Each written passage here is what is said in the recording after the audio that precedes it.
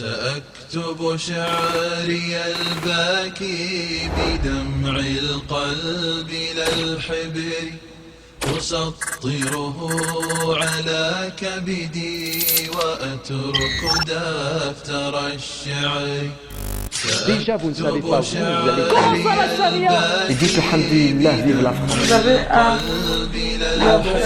leader piégeur. Allah nous a créé beaucoup d'animaux. On a pu récolter une très grande famille.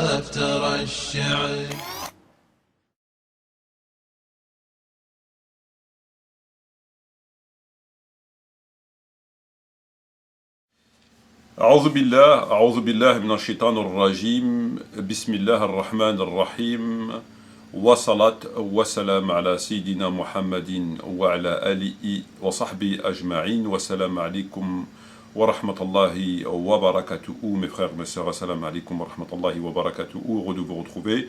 J'espère que vous allez tous et toutes bien.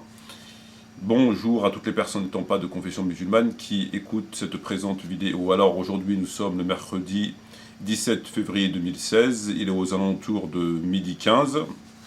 Nous allons donc réaliser cette vidéo qui a pour titre la falsification du hadith concernant Tariq Ramadan.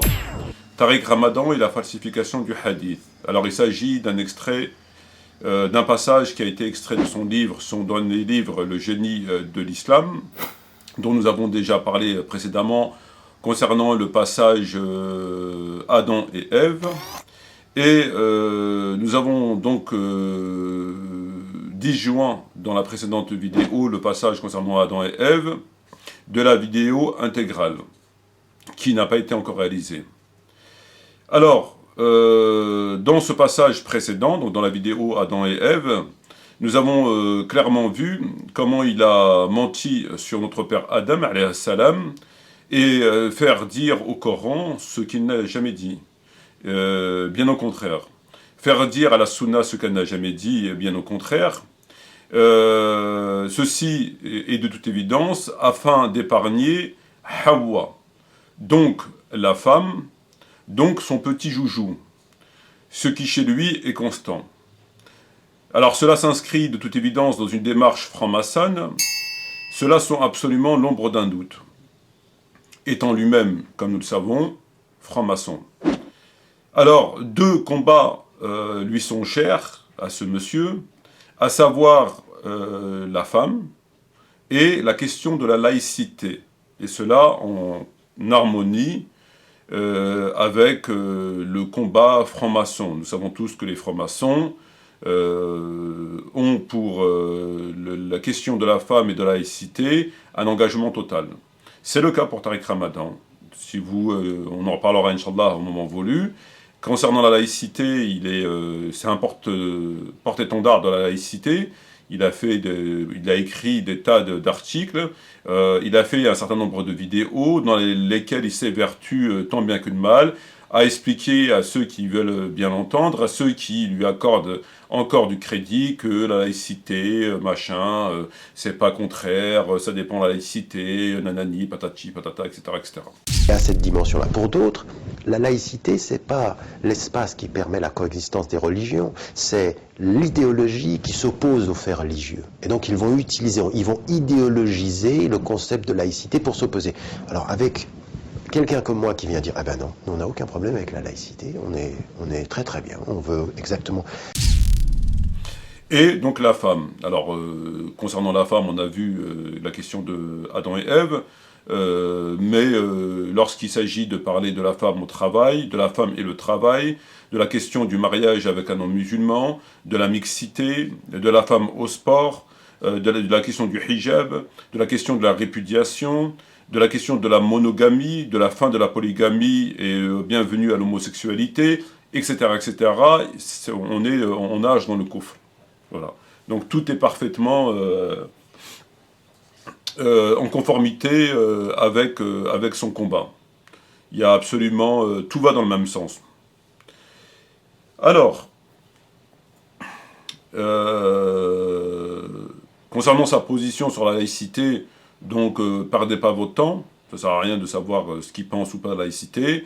Le plus simple, en tout cas le moins contraignant, c'est d'allumer votre télévision et puis vous écoutez ce qu'il dit sur la laïcité, dans BFM, dans les émissions que l'on connaît, c'est bon, vous aurez, c'est beaucoup moins fatigant.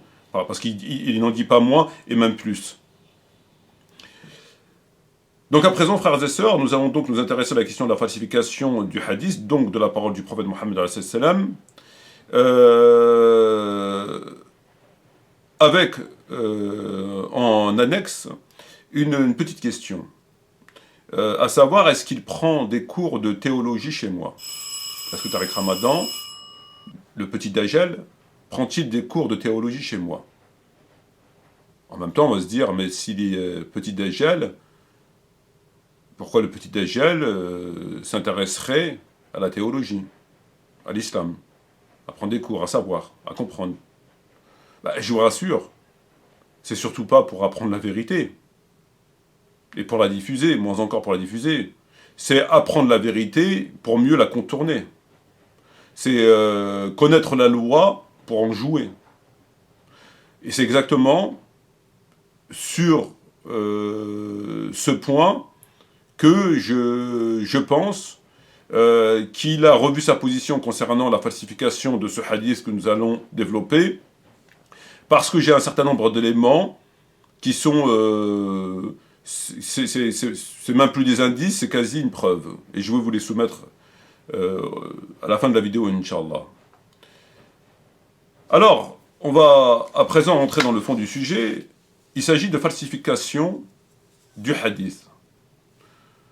Nous savons que les prédicateurs du système, les faux prophètes, on les appelle faux prophètes parce que, à l'époque, après la mort du prophète, même à l'époque du prophète, durant la fin de sa vie, et surtout après la mort du prophète Mohammed, il y a eu un certain nombre de faux prophètes qui sont venus. Alors, quel parallèle y a-t-il entre ces faux prophètes qui se faisaient réellement passer pour des prophètes et ces gens, ces prédicateurs, qui eux ne se font pas passer pour des prophètes? Ils n'ont jamais dit on est prophète. Cependant, il y a un parallèle évident à faire entre les deux. Entre ceux qui se disent « moi je suis prophète » et qui se prétendent venir avec une religion, et ces gens-là qui disent « non, nous on ne prétend pas être prophète, astaghfirullah, le dernier prophète Mohammed, etc., on n'est pas prophète ». Il y a un parallèle évident à faire. Lequel est-il? Il est que les faux prophètes ont tous eu pour point commun de rendre leur religion, d'avoir des points communs donc déjà avec l'islam, sur la question de la prière, du jeûne, etc. Donc de reprendre les choses du Coran, à l'époque du prophète et après lui. Donc ils prenaient des bases du Coran, mais qu'est-ce qu'ils faisaient? Ils les facilitaient. Ils autorisaient zina par exemple, ils autorisaient l'alcool, c'était pas 5 prières, c'était 2 prières, etc. etc. Donc ils reprenaient des choses de l'islam, et ils facilitaient leur religion, pour que les gens l'acceptent davantage, pour que les gens soient attirés par cette soi-disant religion. Et eux, ces prédicateurs du système, ces faux prophètes, font la même chose. Font la même chose, c'est dans la mesure où, que font-ils? Ils ne laissent pas le message tel qu'il est, c'est-à-dire qu'on peut considérer comme difficile. Ce sont des épreuves que Dieu impose aux musulmans pour aller au paradis. Donc, bien sûr qu'il est difficile de faire un certain nombre de choses, c'est toujours contraignant, mais c'est des épreuves, c'est comme ça. Qu'est-ce qu'ils font, ces gens-là, ces faux prophètes? Ils vont pas inventer des versets, ils vont pas dire Dieu a dit, ils vont pas autoriser frontalement ce que Dieu a interdit, mais ils vont faciliter la religion. Alors ils vont éliminer le djihad, ils vont éliminer le califat, ils vont éliminer un certain nombre d'interdits, ils vont autoriser un certain nombre d'interdits au nom du contexte, au nom de la compréhension, comme plein de choses qu'ils autorisent aujourd'hui. Donc ils vont revoir la religion, l'islam, en la facilitant. Comme le hijab, c'est une obligation, mais elle ne peut ne pas le porter. Le riba, dans les conditions dans lesquelles on vit, on peut faire riba parce que ceci, parce que cela. Le djihad, il n'y a pas de djihad, ça n'a jamais existé. Le califat, ça n'a jamais existé. L'islam n'est pas contre la démocratie. L'islam n'est pas contre la laïcité. La polygamie, il faut l'abolir, etc., etc., etc. Donc finalement, ils rendent le message de l'islam et du prophète Mohammed beaucoup plus attrayant pour les gens, surtout pour la gente féminine. Par conséquent, ils font comme les faux prophètes. Ils rendent la chose beaucoup plus facile pour que les gens l'acceptent mieux. C'est ce en quoi ils ont un point commun avec les faux prophètes. C'est des espèces d'évangélistes contemporains, voyez-vous. C'est-à-dire qu'ils sont comme des évangélistes. Ils disent aux gens, en gros, on va vous donner le bonheur ici-bas et le bonheur dans l'au-delà. Donc il n'y a pas de djihad, il n'y a pas de ceci, il n'y a pas de, ni sueur, ni sang, il n'y a rien. Vous êtes très bien, comme vous êtes très très bien. Ne bougez pas, surtout au petit doigt, vous êtes super bien. Vous allez aller au paradis, donc en ne faisant rien, en faisant ce que vous faites, vos quelques prières, et vous allez au paradis. Et donc, vous avez rien à faire, vous restez comme vous êtes. Donc vous n'êtes pas éprouvé, hein, vous vivez comme les koufars, c'est-à-dire dans la quiétude, dans un certain confort, il n'y a rien à faire, il n'y a rien à revoir, c'est très bien comme ça, juste votre prière, votre ramadan, et vous allez au paradis. Donc c'est gagnant-gagnant. Et vous allez au paradis, donc ils vous donnent les deux, sans aucun effort, comme des espèces d'évangélistes, alors que Ben Lévi, tout ça, c'est que mensonge et manipulation. Alors on va revenir au sujet. La falsification du hadith, les prédicateurs du système, tous autant qu'ils sont, ne peuvent pas, s'ils ne mentent pas, s'ils ne cachent pas, s'ils ne falsifient pas, ils ne peuvent pas faire valider leur thèse foireuse, fumante. C'est pas possible. Il n'y a pas de texte. Ils sont obligés de cacher des hadiths, de cacher des versets, de prendre des versets mais leur donner un tafsir comme eux ils le veulent, selon leur passion, qui l'ont inventé, comme Fadribuhunna ou Al-Akraha Fiddin, qui n'existe nulle part. Ils sont obligés de falsifier, de mentir, de cacher, de falsifier, etc. Sinon, ils ne peuvent pas. Ils ne peuvent pas faire valider leur thèse. Ils ne pourront pas vous dire, voilà, dans Tafsir Intel, sur Al-Akraha Fiddin, il dit que nulle contrainte aux religions, donc voilà. Ce hadith, c'est pas possible, il n'y a pas. Ce n'est pas possible, il n'y a pas. En tout cas, au XXIe siècle. Alors peut-être que eux ou leurs enfants vont le faire, ils vont inventer des tafsirs, ils vont commencer à dénaturer, comme ils ont dénaturé le Coran, non pas dans le texte, mais dans les annotations et les commentaires, c'est pas impossible. Mais aujourd'hui, c'est pas possible. Il y a une résistance, et c'est pas possible, ils n'en ont pas les moyens. Donc, ils sont obligés de mentir. Tariq Ramadan, comme tous les autres, hein, ils ont une panoplie, une caisse à outils, d'outils qui leur permet de jouer, de traficoter, de bricoler, etc. Et parmi ces outils, il a la falsification du hadith, concernant Tariq Ramadan, entre autres. Falsifier le hadith, le dénaturer. Et j'ouvrirai un chapitre sur la question, en vous donnant des preuves, qui dénaturent le Coran, il falsifie le Coran et il falsifie le hadith. Le Coran et le hadith, sur des sujets, encore une fois, qui le dérangent. Alors, de quoi s'agit-il aujourd'hui dans cette présente vidéo, frères et sœurs? Il s'agit d'un hadith qu'il a cité dans son livre, Le génie de l'islam, page 171, qui est ici. À la page 171 de cet ouvrage, il écrit, je cite, ouverture des guillemets, « La quête du savoir est une obligation pour tout musulman et toute musulmane. » Je répète, la quête du savoir est une obligation pour tout musulman et toute musulmane. Référence de ce hadith, Ibn Majah. Rahimahullah. Ibn Majah qui rapporte ce hadith, qui est ici. Alors, je cherche le livre d'Ibn Majah parce que je l'avais là tout à l'heure. Il faudrait que je retrouve, mais c'est pas grave, je le chercherai après. Donc, selon Ibn Majah, le prophète Mohammed a dit la quête du savoir est une obligation pour tout musulman et toute musulmane. Une précision très importante que vous devez retenir, c'est que toute musulmane, il l'a mis entre parenthèses. De toute façon, vous ne voyez rien à l'écran, je donnerai la feuille au frère pour qu'il puisse la scanner. La quête du savoir est une obligation pour tout musulman et pour toute musulmane. Toute musulmane, il l'a mis entre parenthèses. Qu'est-ce que ça veut dire entre parenthèses? Ça veut dire que c'est pas le prophète qui l'a dit. Ça veut dire que c'est lui qui le dit, selon sa compréhension. Le prophète aurait simplement dit la quête du savoir est une obligation pour tout musulman, et lui il l'a mis entre parenthèses, et toute musulmane. Donc s'il l'a mis entre parenthèses, c'est que ça vient de lui. Donc là il n'a pas fait mentir le prophète, puisque ça vient de lui. Il l'a rajouté lui entre parenthèses. C'est sa compréhension. par extension, etc. Il a considéré que donc il n'a pas touché au texte. Très bien. Donc il faut le retenir. Alors, nous avons, si nous faisons un bond en arrière, et nous regardons dans ses livres, dans son livre intitulé Dar al-Shahada, page 43, il écrit, je cite, ouverture de guillemets, « La recherche du savoir est un devoir pour tout musulman et toute musulmane. » Page 43 de Dar al-Shahada. La recherche du savoir est un devoir pour tout musulman et toute musulmane. Là, il ne l'a pas mis entre parenthèses. C'est dans la continuité. Dans son autre livre, le face-à-face des civilisations, Tariq Ramadan, Tawhid, page 54, il nous dit « La recherche de la connaissance est une obligation pour tout musulman et toute musulmane. » Là, il a aussi pas mis entre guillemets. Il n'a pas mis entre parenthèses, donc il l'attribue au prophète. Musulmane, il ne l'a pas mis entre parenthèses.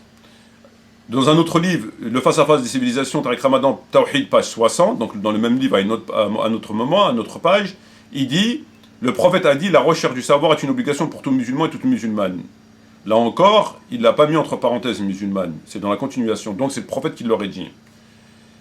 Dans son livre « Les musulmans d'Occident et l'avenir de l'islam », Tariq Ramadan, acte sud, page 142, il nous dit « La recherche du savoir est une obligation pour tout musulman et toute musulmane. » Là encore, il n'a pas mis entre parenthèses musulmane.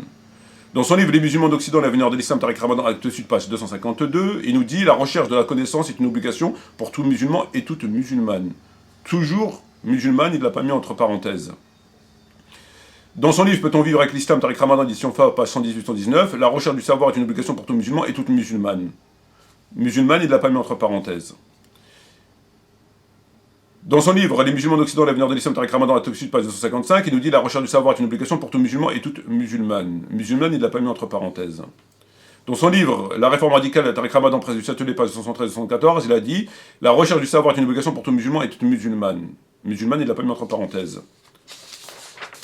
Dans son livre « Le face-à-face des civilisations » Tariq Ramadan, Tawhid, page 54, il dit la recherche de la connaissance est une obligation pour tout musulman et toute musulmane. Musulmane, il ne l'a pas mis entre parenthèses. Et enfin, pour terminer, dans son livre « Les musulmans d'Occident, l'avenir de l'islam » Tariq Ramadan, acte sud, page 252, il nous dit la recherche de la connaissance est une obligation pour tout musulman et toute musulmane. Musulmane, il ne l'a pas mis entre parenthèses. Alors nous avons au moins 1, 2, 3, 4, 5, 6, 7, 8, 9, 10, 11 textes, 10 ou 11 textes, dans lesquels nous avons au moins 10 textes dans lesquels il nous dit que le prophète a dit, donc c'est le prophète qui parle, la recherche du savoir est une obligation pour tout musulman et toute musulmane. Ouverture du guillemet à partir de la recherche, fermeture du guillemet à partir de musulmane. Donc toute cette phrase, lorsque vous la lisez, c'est le prophète qui l'a dit. Parce qu'il a mis entre guillemets. La recherche, etc., jusqu'à musulmane, c'est entre guillemets, ouverture, fermeture du guillemet. Très bien. Pour corroborer son propos, il nous cite 2 sources. Shu'ab al-Iman, de l'imam al-Bayhaqi, et Sunan ibn Majah, dans son livre « Les musulmans d'Occident, l'avenir de l'islam ». Donc il nous cite 2 sources pour corroborer son propos. Ibn Majah et al-Bayhaqi. Dans al-Bayhaqi, il le cite dans la réforme radicale, entre autres. Ibn Majah le cite les musulmans d'Occident, l'avenir de l'islam, entre autres. Donc pour corroborer son hadith, son propos, la source, c'est Ibn Majah et Bayhaqi. Le hadith étant rapporté par ces deux-là, entre autres. La recherche du savoir est une obligation pour tout musulman et toute musulmane. Fin de citation. Très bien.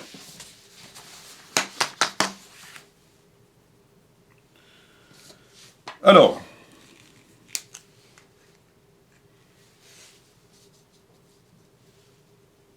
logiquement, si on regarde dans ces 2 livres, Bayhaqi et Ibn Majah, on est censé trouver donc le hadith, la recherche du savoir est une obligation pour tout musulman et toute musulmane.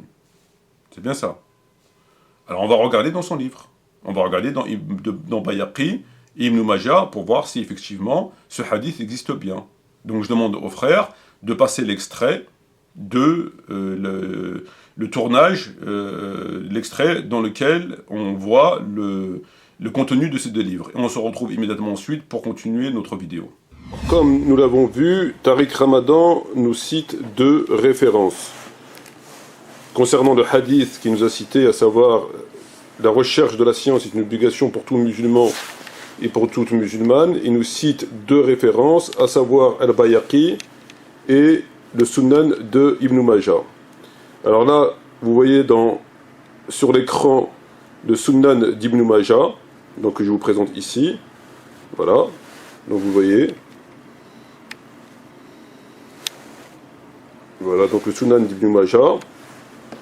Vous avez ensuite Sha'b al-Iman comme vous pouvez le voir, de l'imam al-Bayhaqi. Voilà.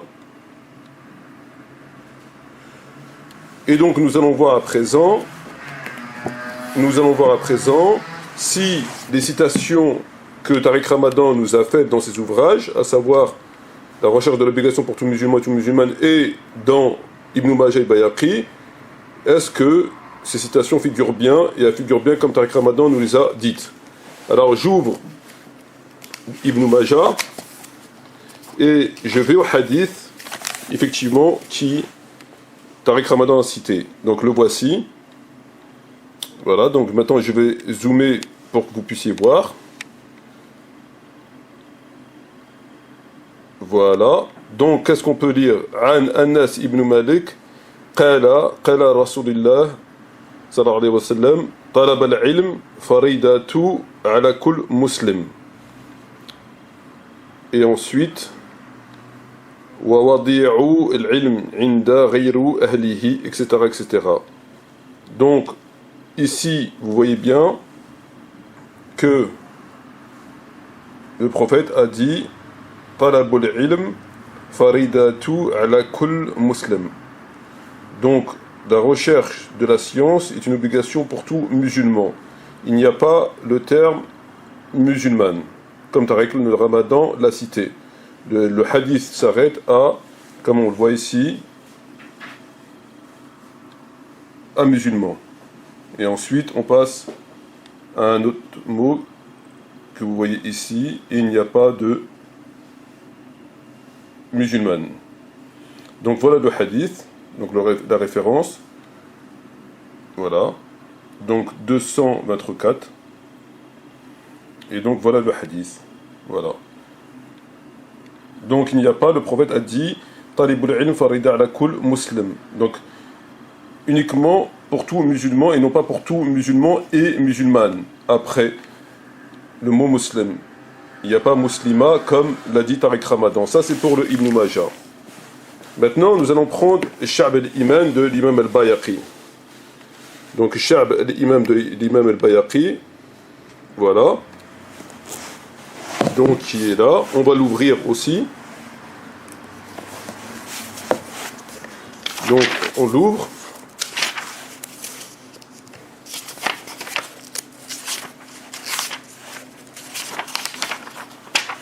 Et on a effectivement dans le Bayhaqi, voilà, dans le Bayhaqi nous avons plusieurs hadiths qui parlent de la même chose, en fait des répétitions. Sur différentes chaînes de transmission, nous avons des répétitions. Voilà, donc le premier hadith commence ici, donc on va zoomer, voilà, 1663, et il est là. D'accord. Lorsqu'on tourne la page pour voir ce que ce hadith dit, parce que là il commence là. Donc on tourne la page. Et donc on voit ici le premier hadith qui est devant vous. Talabul ilm wallaw bis-sin fa inna talab al-ilm farida ala kull muslim. Point. Fermeture des guillemets. Donc ouverture des guillemets, vous voyez là, et fermeture des guillemets ici. Voilà. Le deuxième hadith qui est en dessous, donc au 1664, on a exactement la même chose, qui est rapporté par Malik, Inna Nabi qala talibul ilm faridatu ala kull muslim. Voilà. Donc il n'y a pas muslima. Nous en avons un autre en dessous au 1665 qui dit la même chose. Qala talab al-ilm faridatu ala kull muslim. Donc vous avez un point après. Vous avez un autre hadith qui est en dessous, donc 1666, qui dit exactement la même chose. Donc vous avez là, voilà, talabul ilm faridatu ala kull muslim. Vous en avez un autre, 1667, qui commence ici, et qui se poursuit là. Donc voilà. Et là on a le propos du prophète. Qala Rasulullah sallallahu alayhi wa sallam, talabul ilm faridatu ala kull muslim. Voilà. Et enfin, nous en avons un dernier dans la page après, à 1672, qui est là, et qui dit, comme vous voyez là, Qala Rasulillah alayhi salam, talibul ilm wajib ala kull muslim. Donc c'est la même chose. La recherche de la science est une obligation pour tout musulman. Talibul ilm wajib ala kull muslim. Donc wajib farida, c'est du pareil au même. Voilà. Donc, nous avons dans ce livre, Sha'b al-Iman, le premier hadith qui commence ici, 1663. Voilà. Et on tourne la page, on le retrouve ici. Et les autres ici. Voilà. Pareil. Dans la page d'à côté, on a la même chose.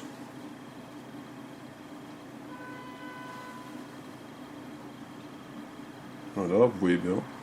Après là, etc. Donc vous voyez bien. Après, on n'en a plus.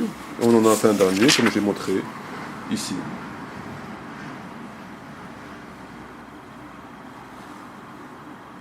An Nas, Qala. Donc vous avez la même chose. Talibul ilm wajib ala kull muslim. Point. Voilà. Donc ça c'était pour le Sha'b al-Iman. Voilà.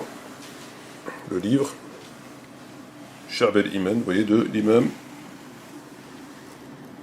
al-Bayhaqi. Nous avons le Sunan d'Ibn Majah. D'accord. Et vous le retrouvez dans tous les livres. C'est par tous les livres, c'est la couverture seulement qui change.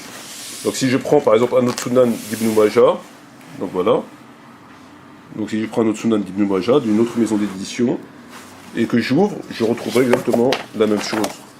Puisque la couverture change, mais les hadiths, bien sûr, restent les mêmes. Donc là par exemple, voilà, vous l'avez ici. Donc vous avez le hadith qui est ici. Voilà. 224. Qui est là. Et commence là. Donc toujours par Malik, comme dans les autres. Qala Rasulillah, donc salam. Voilà. Talibul ilm faridatu ala kull muslim. Point. Voilà. Après, il n'y a plus rien. Donc, contrairement à ce qu'il nous a cité dans ses ouvrages, lorsqu'il cite le hadith de l'obligation de rechercher la science pour tout musulman et pour toute musulmane, selon ses références Ibn Majah et l'imam al-Bayhaqi, on constate à travers le livre de Sunan Ibn Majah et de l'imam al-Bayhaqi que c'est faux, qu'il a rajouté le mot muslima alors qu'il ne figure pas ni dans le hadith rapporté par al-Bayhaqi, alors qu'il le rapporte à plusieurs reprises mais jamais avec la musulmane, pour toute musulmane, il s'arrête à musulman. Et Ibn Majah, nous avons pris deux Ibn Majah différents, et Ibn Majah dit exactement la même chose que Bayhaqi. Voilà. Donc, voilà les ouvrages une dernière fois. Voilà. Donc, Sunan Ibn Majah. Voilà. Sunan Ibn Majah. Et Sha'b al-Iman de l'imam al-Bayhaqi. Voilà. Donc, il nous a donné des fausses références. Il nous a donné un faux hadith où il a rajouté musulman alors que ça n'existe pas. Voilà pour la démonstration. Alors, frères et sœurs, nous avons vu dans ces deux extraits qu'il n'y a pas le terme musulman. ni dans Ibn Majah, ni dans le Bayhaqi. Le prophète a simplement dit « La recherche de la science est une obligation pour tout musulman, pas musulmane ». Dans le Bayhaqi, Ibn Majah, le mot musulman n'existe pas. Muslima n'existe pas. Muslim existe, muslima n'existe pas. Donc, nous constatons quelque chose d'extrêmement grave, c'est que ce monsieur a cité au moins une dizaine de fois ce hadith en l'attribuant au prophète par l'intermédiaire d'Ibn Majah et de l'imam al-Bayhaqi. Or, lorsqu'on regarde dans ces livres, il n'y a pas ce hadith. Le hadith s'arrête à musulman, il n'y a pas musulmane. Donc il a menti sur al-Bayhaqi, il a menti sur Ibn Majah en leur attribuant un hadith qu'ils n'ont jamais rapporté, mais surtout, c'est qu'il a menti sur le prophète, alayhi salatu wassalam, puisqu'il fait dire au prophète ce qu'il n'a jamais dit. Le prophète, il n'a jamais dit musulmane, il a dit musulman. Donc, pourquoi, au nom de quoi se permet-il de rajouter dans la bouche du prophète? Il ne l'a pas mis entre parenthèses, il l'a rajouté. Il l'a fait dire au prophète ce qu'il n'a jamais dit. Or, nous savons que le prophète a dit « Celui qui ment sur moi prépare sa place en enfer ». Et là, il fait dire au prophète une chose qu'il n'a pas dite. Donc si lui, il considérait que ça concerne aussi la femme, il aurait dû mettre entre parenthèses. Mais pas dans la continuité comme il l'a fait ici. Alors on va me dire « Oui, mais dans son dernier livre, il l'a fait », qui est ici. On y reviendra. Alors, nous constatons une première chose, frères et sœurs. C'est que dans tous ces livres qu'il avait écrits jusqu'à aujourd'hui, mis à part le génie de l'islam, à chaque fois qu'il a cité le hadith, la recherche de la science est une obligation pour tout musulman et pour toute musulmane, il a menti sur le prophète puisqu'il a rajouté le mot musulmane. Or, ce mot musulmane n'existe nulle part, ni dans le Bayhaqi, ni dans Ibn Majah, ni nulle part ailleurs. Premier point. Donc c'est un mensonge à l'égard d'Ibn Majah, c'est un mensonge à l'égard de Bayhaqi, et c'est surtout un mensonge à l'égard du prophète puisqu'il fait dire au prophète ce qu'il n'a jamais dit. Premier point. Alors, s'il tenait tant à rajouter ce terme, il aurait dû normalement le mettre en parenthèse, pour faire comprendre au lecteur que c'est pas le prophète qui l'a dit, mais c'est moi qui le dis. Ou mettre un astérix, ou mettre une note. Lui-même se plaint qu'on déforme ses propos, que les journalistes lui déforment ses propos, qui lui font dire ce qu'il n'a jamais dit. Mais lui se permet de déformer les propos du prophète en lui attribuant des propos qu'il n'a jamais dit. Depuis quand on peut se permettre de faire dire à quelqu'un ce qu'il n'a jamais dit? Et surtout au prophète. Puisque lorsqu'il le met entre guillemets, les gens qui lisent, c'est le prophète a dit, j'oublie les guillemets, et je ferme les guillemets mais à musulmane. Donc, forcément, on se dit que c'est le prophète. De quel droit? Normalement, si il tient tant à mettre la femme et l'homme au même niveau, il met entre parenthèses. Voilà. Mais donc lui se fait dire à Ibn Majah, à Bayhaqi et surtout au prophète des choses qu'ils n'ont jamais dites, mais lui se plaint à côté de ça, qu'on déforme ses propos, qu'on lui fait dire ce qu'il n'a pas dit, etc., etc. Le double langage, déjà. Alors, sauf dans ce passage-là. On va y revenir. Maintenant, on va s'interroger sur un certain nombre de questions. On va nous dire, bon, c'est vrai qu'il a fait dire au prophète qu'il n'a jamais dit, on ne peut que le constater, c'est du factuel, on ne peut pas dire non, c'est pas vrai, c'est un fait. C'est dans ses livres, c'est un fait, etc. Mais finalement, c'est vrai qu'il a fait dire au prophète, c'est vrai qu'il a fait mentir le prophète, c'est vrai qu'il a attribué des propos au prophète, c'est pas bien, c'est pas gentil, c'est vrai qu'il a menti sur Bayhaqi, c'est vrai qu'il a menti sur Ibn Majah, mais finalement, ça concerne aussi la musulmane. Il aurait mieux fait de le mettre entre parenthèses, mais bon, il va peut-être dire comme Bajrafil, c'est une erreur de son éditeur, il n'avait pas de place, comme il l'a fait dans la vidéo de Bajrafil, sur Bajrafil, le jeune homme. Il se permet de me juger, il me dit que la tolérance du prophète vis-à-vis du pécheur est aux antipodes des comme moi. Me connaissez-vous, monsieur Bajrafil? Et après, il nous sort ces histoires d'erreurs de frappe, que l'éditeur, il n'avait pas le temps, il n'avait pas la place, il voulait pas que le livre double de volume. Bon. Donc, on continuera dans une autre vidéo. Que j'en profite pour saluer. Alors, on va se dire, oui, mais finalement, c'est pareil, ça concerne la femme. Eh bien non, justement, c'est une dénaturation. Pourquoi? Parce que ce hadith ne concerne que le musulman. Lorsque le prophète dit « la recherche de la science est une obligation pour tout musulman », ça ne veut pas dire musulmane. C'est pas comme lorsqu'on dit les droits de l'homme, ça veut dire aussi les droits de la femme. Ou lorsqu'on dit l'être humain, c'est aussi la femme. Non, là ça concerne que l'homme. Pourquoi ça concerne que l'homme? Parce que la recherche de la science est une obligation que pour le musulman, pas pour la musulmane. Le musulman, l'homme musulman, le mâle, a une obligation de rechercher la science. C'est une obligation. Ne pas le faire, c'est un péché. Parce qu'il est tenu pour responsable de gérer la cité musulmane, d'être juge, d'être savant, d'être etc., etc. Et donc, on a besoin de lui, on a besoin des musulmans savants pour qu'ils puissent pratiquer le vrai islam, le bon islam, et gérer la société le plus proche possible du Coran et de la Sunna. C'est une obligation. C'est son devoir, ça fait partie de son devoir. Or, la femme, c'est pas une obligation, la recherche de la science. Il lui est recommandé d'apprendre. Néanmoins, c'est pas une obligation. Ça fait pas partie de ses obligations pour aller au paradis. Il y a des hadiths qui existent, ils sont nombreux. L'obligation de la prière, d'obéir à son mari, de ne pas faire entrer quelqu'un sur l'autorisation, etc., etc. Mais ne figure pas l'obligation de la recherche de la science. De s'occuper de son mari, de ses enfants, etc. Parce que si on lui attribuait, on lui imposait l'obligation de la science, cela voudrait dire qu'elle devrait délaisser le foyer conjugal, ses enfants, l'éducation, pour sortir et aller prendre des cours à droite à gauche. Comme eux, ils voudraient comme eux, ils essayent de lui faire croire. Lorsqu'il dit, venez dans nos conférences, on va vous apprendre la religion, etc. Or, justement, elle n'est pas tenue à ça, la femme. L'homme, oui, la femme, elle n'est pas tenue à sortir de chez elle pour délaisser son truc, parce qu'elle veut dire, ben oui, mais c'est une obligation pour la recherche de la science. Ce que ça voudrait dire. On peut pas lui dire d'un côté c'est une obligation de la recherche de la science, et d'un côté on lui dit occupe-toi d'abord de ton foyer, de tes enfants, l'éducation, ton mari, etc. Il y a un problème, ça va pas. On peut pas faire les deux à la fois, c'est pas possible. Donc c'est pas une obligation pour la femme, c'est une recommandation. Elle peut le faire par l'intermédiaire de son mari, par l'intermédiaire de sœurs entre elles, de façon tout à fait informelle en quelque sorte. Mais alors que l'homme, non. L'homme, il est obligé de le faire. C'est comme le djihad. Le djihad pour l'homme est une obligation dans le cas régulier. Pour la femme, il n'est pas une obligation, il devient une obligation dans le cas extrême, dans le cas irrégulier.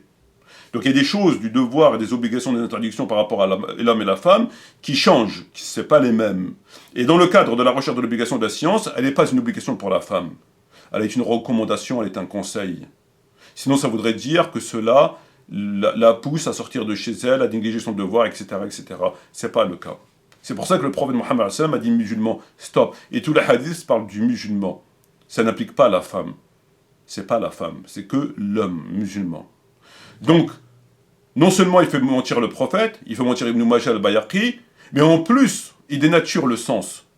Ça veut dire qu'il induit les gens en erreur, et surtout la femme en erreur, en disant oui mais sors de chez toi, va prendre des cours, et puis parce que c'est une obligation, alors que ton foyer c'est pas une obligation, c'est secondaire, fais comme tu fais par rapport, gère ton foyer comme tu peux gérer, mais sors de chez toi, va t'inscrire là-bas, machin, va prendre des cours, etc., etc. C'est une dénaturation complète de la religion en rapport avec le statut de la femme. Donc c'est faire mentir le prophète au sens le plus strict du terme. On se rend compte que c'est toujours la femme. Toujours la femme. Il a vraisemblablement un gros problème avec la femme.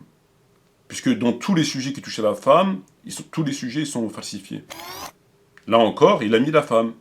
Il le fait à travers le Coran. Quand on y reviendra sur le sujet, Inch'Allah, il falsifie des versets du Coran en faveur de la femme. Encore.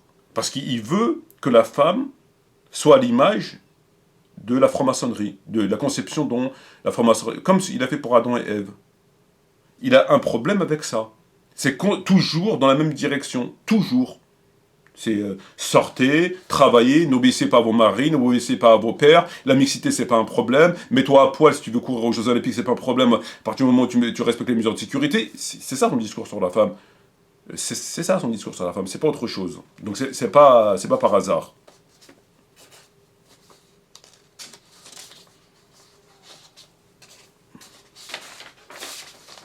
Alors, maintenant on va se dire, oui mais pourquoi dans son dernier livre, il a mis musulmane entre parenthèses? Alors que dans ses 10 premiers livres, il a toujours mis musulmane entre guillemets, en attribuant le propos au prophète. Que s'est-il passé? Pourquoi soudainement il met musulmane entre parenthèses? Ici il a mis entre parenthèses. Donc il sait que le prophète n'a pas dit ça, que ça vient de lui, puisqu'il le met entre parenthèses. Donc, qu'est-ce qui s'est passé? Dans les 10 livres que je vous ai cités, il met la musulmane entre guillemets. C'est le prophète qui l'a dit. Dans son dernier livre, il met musulmane entre parenthèses. Qu'est-ce qui s'est passé? En l'attribuant à Ibn Majah, là, il a commis aucune erreur. Moi, je vois, je lis, il n'y a aucune erreur. La quête du savoir est une obligation pour tout musulman, c'est vrai. Entre parenthèses et toute musulmane, c'est entre parenthèses, ça veut dire que c'est que son avis. Donc on peut le contester sur son avis, mais on ne peut pas le contester en disant l'attribuer des propos au prophète, comme il l'a fait avant son dernier livre, Génie d'Islam. Eh ben, c'est là qu'on se pose la question, est-ce qu'il prend des cours chez Maître Mati, ce monsieur? J'avais réalisé une vidéo qui monte à 1 an ou 2 ans, je ne m'en souviens plus. Donc le frère passera l'extrait, il vous mettra la date de la vidéo, etc. Et dans cette vidéo, je l'avais interpellé sur cette même falsification de hadith.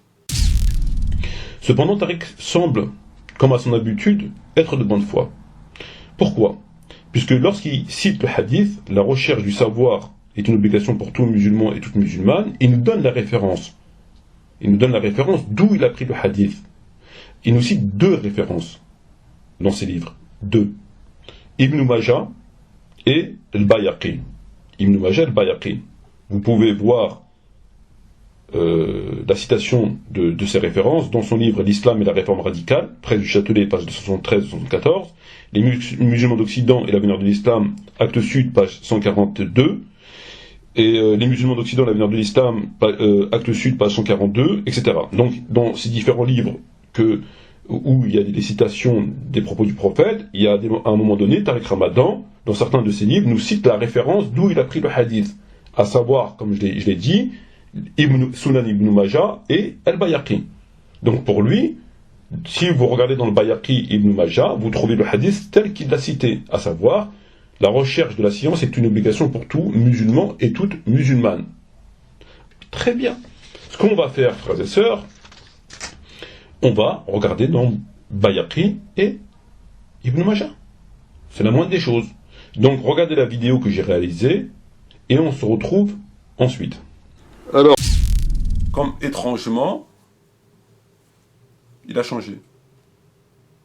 Bizarre ça. Simple coïncidence. Il écrit 10 livres.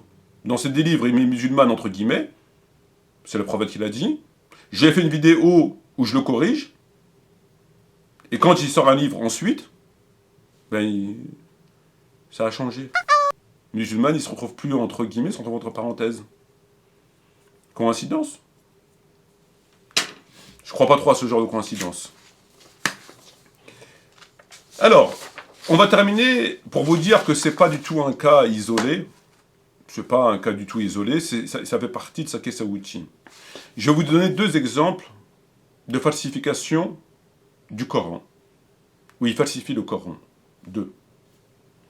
Mais il y en a d'autres. On va parler de son livre « Peut-on vivre avec l'islam » Tariq Ramadan, édition Favre, page 201 et 201 à 211. C'est un livre coécrit avec un certain Jacques Nérinck. Et Jacques Nérinck, dans cet ouvrage, il lui pose une question.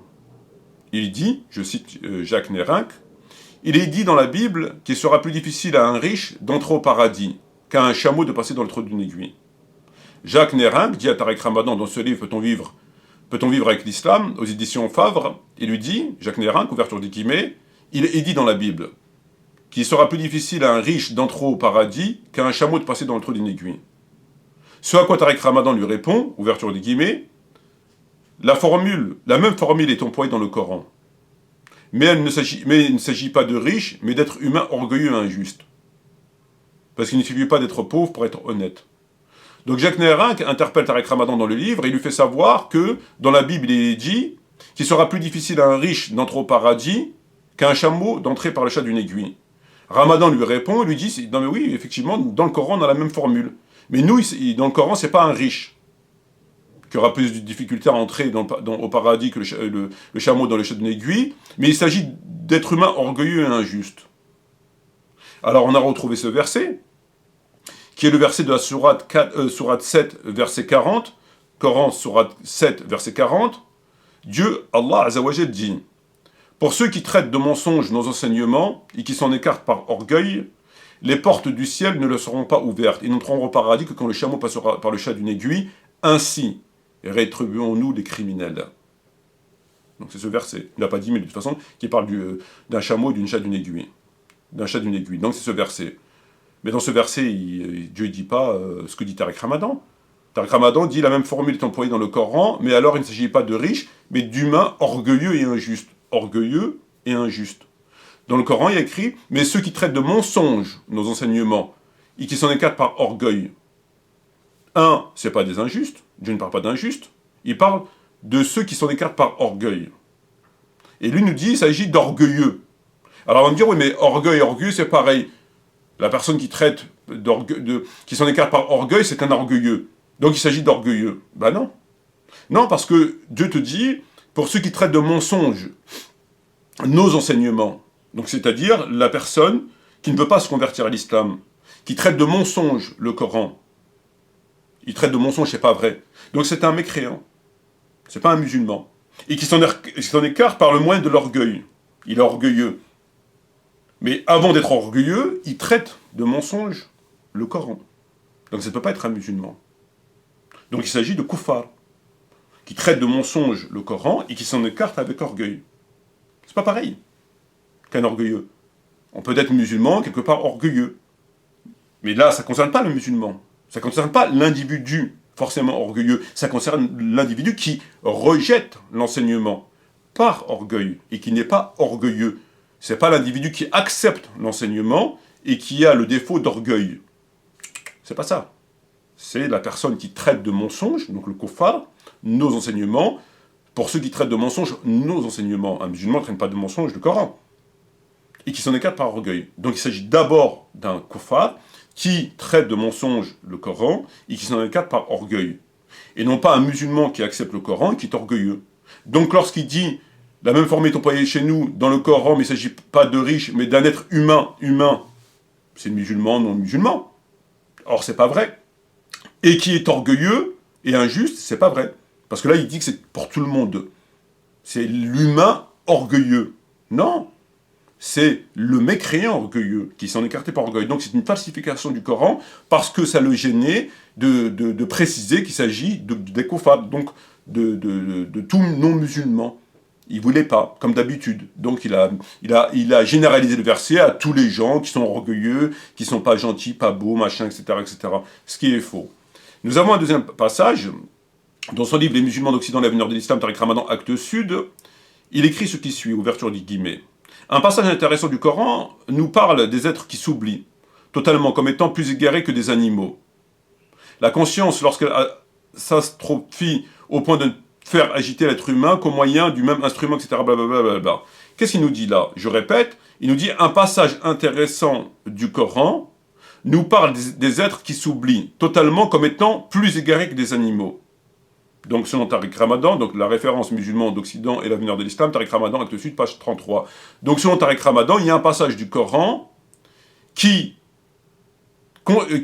traite les gens qui s'oublient comme étant comme des animaux. Un passage intéressant du Coran nous parle des êtres qui s'oublient, donc des êtres qui s'oublient, totalement comme étant plus égarés que des animaux. Des êtres qui s'oublient.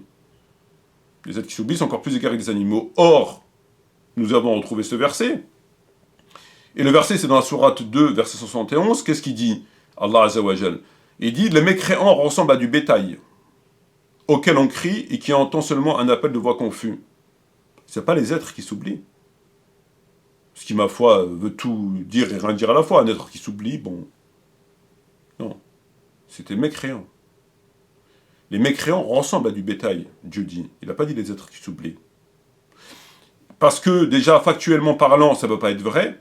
Allah Azza wa Jal, déjà, factuellement, il n'y a pas écrit les êtres qui s'oublient. Un être qui s'oublie, c'est peut-être un musulman, un juif, un chrétien, un athée, ça ne veut rien dire. Or, il y a écrit mécréant. Lui, il a mis être qui s'oublie. C'est pas un être qui s'oublie, c'est un mécréant. Pas pareil. Donc, ça exclut déjà le musulman. Et même dans la théologie, dans la croyance saine, ça ne peut pas être un musulman. Parce qu'Allah ne peut pas comparer un animal avec un musulman. C'est contraire. Au Coran, c'est contraire à la bonne croyance. Donc on ne peut pas faire rentrer dans cette compréhension, dans cette phrase, un musulman. Parce que Dieu jamais ne comparera un musulman à un animal, à une bête. C'est pour ça qu'il précise les mécréants. On ressemble à du bétail. Et lui, il a mis un passage intéressant du Coran, il nous parle des êtres qui s'oublient. Des êtres qui s'oublient. Parce que, encore une fois, il n'a pas voulu mettre mécréant.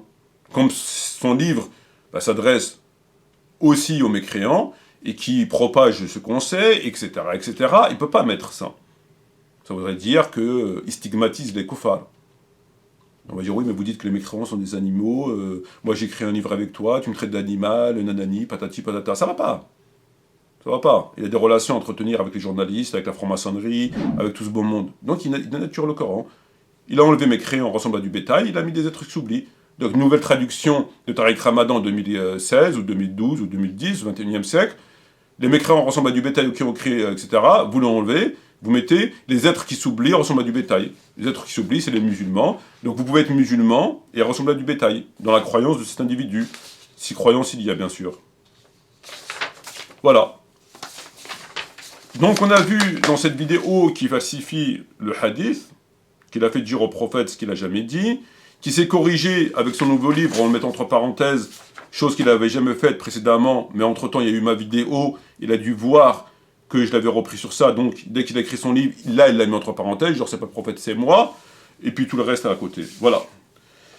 Donc mon compte Facebook a été bloqué, suite aux plaintes de Abu Amama, le calomniateur, diffamateur, hypocrite, et voilà, hein, avec son histoire de frapper les femmes, machin, ce qu'il a inventé, hein.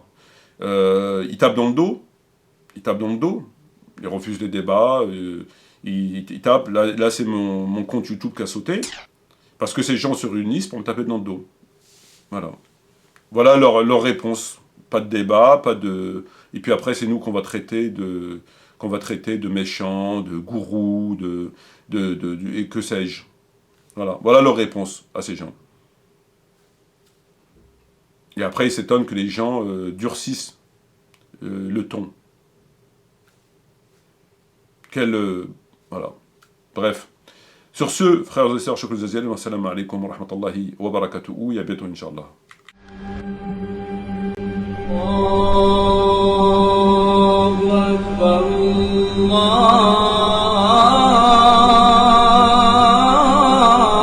Allahu Akbar.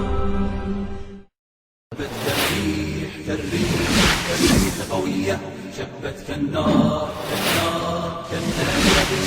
شبت كالريح قوية شبت كالنار كالنار وقية سارت بالعزم فتية طارت كالصقر أبية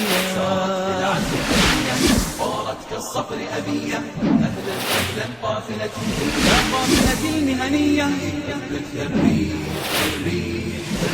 قوية شبت كالنار وضية شبت كالريح